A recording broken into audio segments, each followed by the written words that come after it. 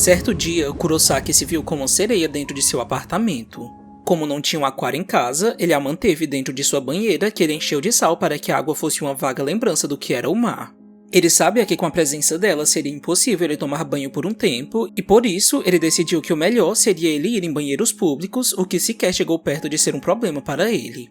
Quando Kurosaki se banhava nesses estabelecimentos, ele ficava pensando que a sereia em sua casa teria espaço suficiente para nadar naquelas banheiras quentes, correndo o risco de ser cozinhada. E a abrangência de espaço lhe fazia lembrar de algumas memórias do passado relacionadas ao oceano. Kurosaki chegou em casa, fez uma refeição rápida e deu para a sereia um pedaço de pão tentando convencê-la a comer, mas ela se manteve inexpressiva e imóvel na banheira. Na manhã seguinte, quando acordou, Kurosaki seguiu com sua rotina e a sereia continuava parada como se estivesse congelada no tempo, flutuando tranquilamente naquela falsa impressão do mar. O dia estava quente e ele sabia que teria que limpá-la. Kurosaki a tirou da banheira e notou que ela estava pesada, fresca e escorregadia, provavelmente por ter ficado na água há dias. Ele avisou para ela o que faria e começou a esfregá-la a partir da ponta de sua cauda, removendo qualquer sujeira de suas escamas. E foi enquanto lavava o seu corpo que ele percebeu uma cavidade, um buraco incrivelmente viscoso e sedutor. Kurosaki não resistiu e colocou seus dedos profundamente nela como se não existisse um fim à vista, como se a sereia estivesse o sugando para dentro dela. Antes mesmo de se dar conta, ele já estava deitado sobre ela a consumando. A sereia era igualmente escorregadia por dentro e Kurosaki não conseguia parar de mexer seus quadris. Sua consciência parecia estar sendo puxada para fora de sua cabeça e ele foi capaz de ouvir algo estranho, o som do mar. Ele estava entregue demais para se importar e quando terminou de fazer o que seu corpo desejava, ele pensou que talvez as sereias fossem como conchas que, ao serem levadas ao ouvido de alguém, conseguiam emitir o som das ondas se quebrando na areia da praia. Kurosaki, ainda debruçado nela, perguntou se aquele som era de seu oceano. O som que ela costumava ouvir enquanto era livre, mas ela se manteve em silêncio e ele se manteve dentro dela nos dias seguintes, podendo escutar o mar dentro de seu apartamento. Certo dia, Kurosaki saiu de seu banheiro em direção à cozinha e teve uma crise que lhe desencadeou memórias da infância. Ele estava na água, mais especificamente no mar, ao lado de sua mãe que nadava tão bem quanto uma sereia. Kurosaki foi bombardeado por essas memórias e por aquelas que ele criou com a cavidade da sereia sempre que queria prazer. E assim, ele caiu no chão chocado por estar de volta à realidade. Seus olhos se arregalaram de tamanho horror e em seu banheiro já não havia mais sereia, só o cadáver de sua mãe. Kurosaki teve mais um lapso que explicava o porquê daquela ilusão. Antes de tudo acontecer, ele acabou ouvindo sua mãe tendo relações com um homem em seu quarto. Ele ficou muito nervoso e assustado, porém igualmente excitado. Quando ele abriu a porta o surpreendendo, os dois não tiveram tempo de reagir e Kurosaki aproveitou para matar o homem e para afogar sua mãe na banheira até a morte. Em sua infância, ele havia prometido em frente às ondas que a protegeria e ela acenou com a cabeça aceitando tal proteção. E de fato, ele a protegeu de todos, menos dele mesmo. Kurosaki chorou na sacada olhando para a rua lá embaixo, mas no lugar do asfalto ele viu o mar o chamando. Ele voltou para o banheiro para pegar sua mãe no colo contando empolgado sobre as ondas. Os carros passavam pela rua tranquilamente, enquanto num prédio qualquer, um locutor de sua própria tragédia falava sobre o passado, sobre o quanto ele ainda continuava um ótimo nadador, mesmo com o passar do tempo. Antes de mergulhar naquele mar sólido e escuro, Kurosaki a chamou de mamãe e disse que ela sempre seria a sua sereia. E assim, ele pulou com ela em seus braços, fazendo ecoar um som de mergulho direto para a morte.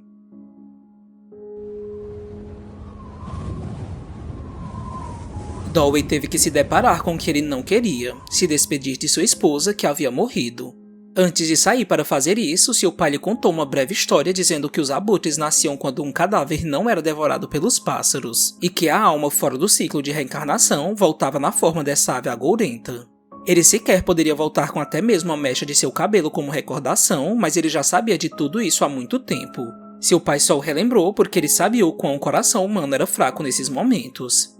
Os abutres se reuniram próximo ao cadáver de Nansa e Dalby estava firme para não profanar o seu funeral de nenhuma forma enquanto pensava que todas aquelas aves carniceiras um dia também tinham sido humanas. Seu pai tinha oferecido ajuda para os ritos, mas ele pediu que essa tarefa fosse deixada somente para ele e ele teria apenas até o nascer do sol para finalizar tudo, e assim foi feito.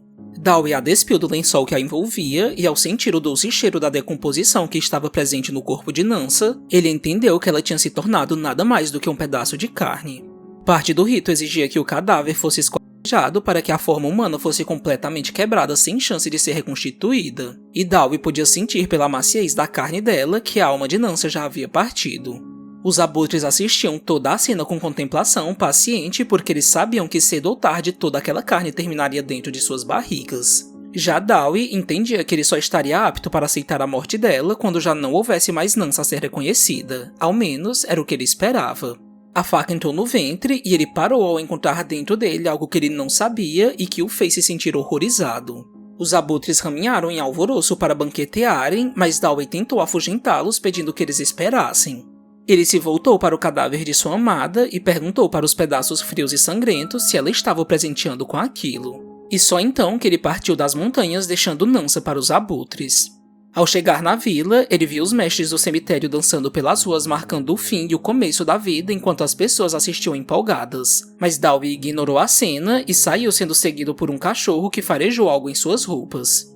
Dowie o afastou e cumprimentou seu irmão Icto e sua esposa Doa, que perguntaram como ele estava se sentindo porque eles tinham ficado sabendo que ele ficou muito deprimido quando Nansa morreu. Dowie respondeu que estava bem, mas ele não deu muita atenção para isso e focou mais na presença de seu sobrinho que estava crescendo bem rápido. Só que no instante em que ele ia fazer um carinho nele, eles ouviram alguém dizer que ele amaldiçoaria a criança com seu toque. Icto quis tirar satisfação sobre isso, mas Dowie o impediu e disse que era melhor ele ir andando. Ele pediu que eles aproveitassem o festival e saiu no meio daquele cortejo em homenagem à morte. Quando chegou em casa, ele se lembrou do que tinham acabado de dizer sobre ele ser amaldiçoado. Dowie retirou o tecido que ele carregava na barriga e a deitou suavemente no chão, se lembrando do rito fúnebre de Nansa e de seu corpo sendo mastigado pelos abutres. Ele trouxe o pedaço meio cheio de tecido ao rosto e pediu para que seu filho dentro do pano não chorasse. Ao abrir a barriga de Nansa, ele tinha descoberto que ela tinha morrido estando grávida. Dowie se debruçou sobre a sua própria dor e, nesse instante, ele ouviu bater de asas de uma ave que tinha o rosto de Nansa. Ele a reconheceu imediatamente e, ao falar o nome dela, ela lhe disse coisas que ele não pôde compreender porque ela falava a língua dos mortos. A ave se aproximou dele ainda mais e suas garras agarraram o tecido onde estava o filho deles. O feto também era um pedaço dela. Dowie se lembrou do que seu pai lhe disse a respeito da origem dos abutres e isso o deixou atormentado porque ele tinha estragado tudo e agora sua esposa não teria como reencarnar. Sua alma estava condenada para todo o sempre porque ele não foi forte o suficiente ao se despedir dela. Nansa o envolveu com suas asas e ele sentiu nesse momento como se ela estivesse o abraçando de verdade, coisa que era impossível tanto por ela ser uma criatura quanto por ele ter cortado fora seus braços durante os ritos. E apesar de estar minimamente confortado, aquela já não era mais Nansa. Ela tocou seu peito com um pouco mais de força e nesse momento Dowie sabia o que aconteceria. Uma lágrima escorreu de seus olhos e as garras dela abriram caminho até o seu coração. Icto, que tinha ido até a casa de seu irmão para convidá-lo para um passeio, encontrou alguns abutres comendo seu corpo.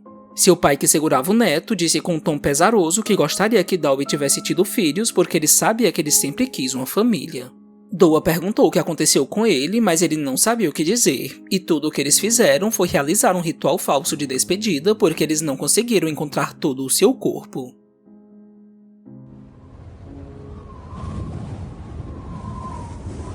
Mika era conhecida na escola por ter um lindo rabo de cavalo que ela se orgulhava profundamente. Mas um dia, uma de suas amigas lhe contou sobre um rumor assustador, que uma outra garota tinha sido atacada por um sujeito misterioso que cortou seu cabelo há 7 dias. Os boatos pareciam exagerados, principalmente porque diziam que uma menina tinha morrido no ataque, e isso deixou Mika insegura de um jeito um tanto anormal, já que ela temia mais perder o cabelo do que a própria vida.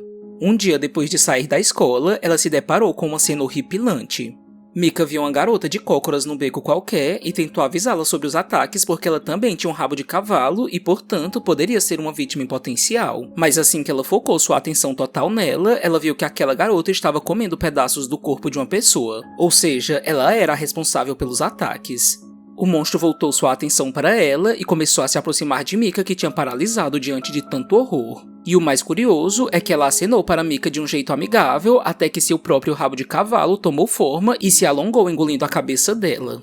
Dentro da boca do monstro, Mika não conseguia entender o que estava acontecendo, mas ela jamais conseguiria encontrar qualquer explicação para aquilo, principalmente para as diversas bocas que saboreavam os cabelos que ela tanto gostava. Mika gritou em desespero, até que ela foi salva por uma menina chamada Anko, que decepou o cabelo monstruoso com um cutelo, porque ela sabia mais que os outros sobre aquelas criaturas que estranhamente visavam os cabelos de jovens garotas. Anko lhe disse para ela prestar bastante atenção no que ela ia lhe dizer, pois o monstro que ela matou tinha depositado ovos em seu cabelo e não demoraria para ela também se transformar e sair procurando vítimas. Mas ainda havia um jeito de impedir isso. Bastava ela deixar que ela cortasse o rabo de cavalo antes que o monstro devorasse seu cérebro e assumisse seu corpo. No entanto, Mika nem mesmo esperou que ela terminasse de falar e saiu correndo para casa para recorrer à sua própria solução, que era apenas lavar o cabelo para retirar os ovos. No dia seguinte, Mika foi abordada por Anko, que também estudava em sua escola, e ela voltou a lhe dizer que tinha que cortar o seu cabelo porque o desenvolvimento das larvas até a fase adulta estaria completo em 3 dias. O problema é que Mika estava resistente a fazer isso.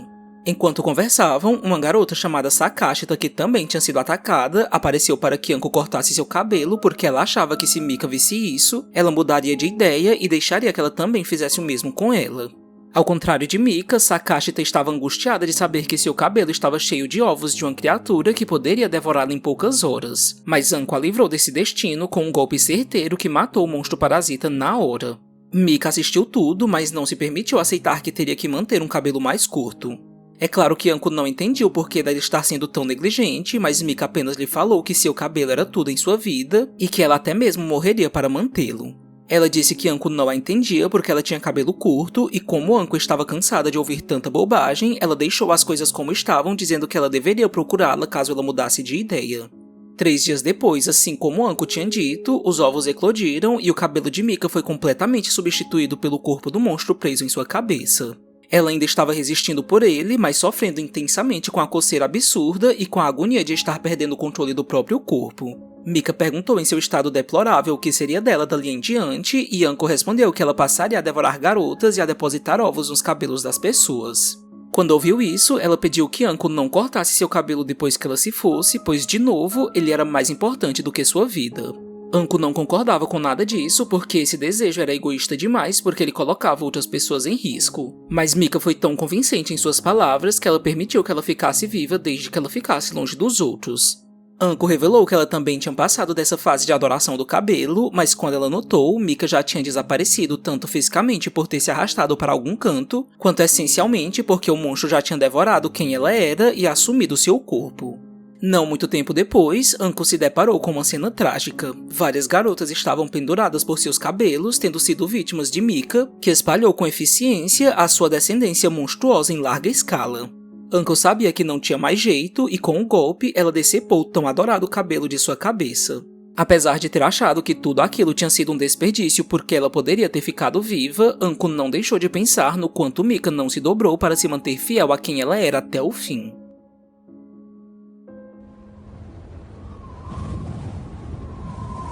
Tomoko ficou devastada quando Akira, o cara com quem ela tinha saído uma vez, a dispensou da maneira mais rude possível por ela ser uma mulher gorda. Ela tinha se enganado ao pensar que ele reservava alguns sentimentos por ela, mas a verdade era que Akira a viu somente como uma diversão momentânea. Tomoko se entregou completamente à tristeza e nem mesmo comeu quando sua mãe colocou a comida na mesa. As palavras de Akira tinham sido cruéis demais para ela sequer sentir fome sem se culpar por sua aparência. Ela se manteve em seu quarto onde se encarou por um tempo no espelho e ao se deitar para dormir, ela prometeu para si mesma que mostraria a todos que ela também poderia ficar magra, e assim foi feito. No dia seguinte, Tomoko sentiu na pele que as coisas não seriam tão fáceis. Ela tinha optado por um caminho mais difícil e nada seguro, que era se abster completamente de qualquer comida, e a fome começou a trazer as consequências disso. Ela tinha desenvolvido um distúrbio alimentar. Quando comia para tentar enganar a barriga, ela mordia somente o necessário, que era o suficiente apenas dentro desse contexto de se ter pressa para emagrecer. Sua mãe até tentou intervir dizendo que ela tinha passado dos limites, mas nada adiantou. Uma noite, Tomoko foi vista por sua mãe de madrugada em frente à geladeira, onde ela encarava com profunda fome os alimentos diante dela. Ela repetia para si mesma o nome das comidas, como se isso de alguma forma saciasse a sua barriga vazia, e mesmo diante da tentação, ela resistiu. Certo dia, depois de tanto sofrimento, algo mudou. Tomoko acordou pela manhã e ficou chocada ao ver no espelho uma imagem diferente do que ela era. Ela enfim tinha alcançado o que tanto queria. No entanto, essa distorção de imagem a fez até mesmo dizer que agora ela entendia os sentimentos de Akira, pois ela tinha alcançado a plena felicidade de poder se ver com mais carinho simplesmente porque as roupas agora serviam em seu corpo. Tomoko não perdeu tempo e saiu em busca de Akira para esfregar na cara dele quem ela tinha se tornado. E mesmo sem reconhecê-la à primeira vista, ele não conseguiu resistir à tremenda atração que ele tinha sentido no instante em que pôs os olhos nela. Os dois se beijaram intensamente e Tomoko se sentiu vitoriosa por não só ter ficado magra, mas por ter feito Akira cair na sua mão facilmente. Só que outra mudança aconteceu. Tomoko foi tomada de vez pelo apetite voraz que ela manteve reprimido por tanto tempo. Akira foi mordido brutalmente como se estivesse sendo atacado por uma fera, o que não era bem um exagero. Tomoko encheu sua barriga com um pouco daquilo que ela jamais pensou que provaria um dia, e assim que voltou a si, ela se deparou com Akira morto sem alguns pedaços e com a possibilidade de ter ganhado um outro apetite. Espero que você tenha gostado do vídeo e não se esqueça de deixar seu comentário sobre o que você achou dos contos, de se inscrever no nosso canal e de indicar alguma outra leitura que você acha que vale a pena. Enfim, até mais e nos vemos no próximo vídeo.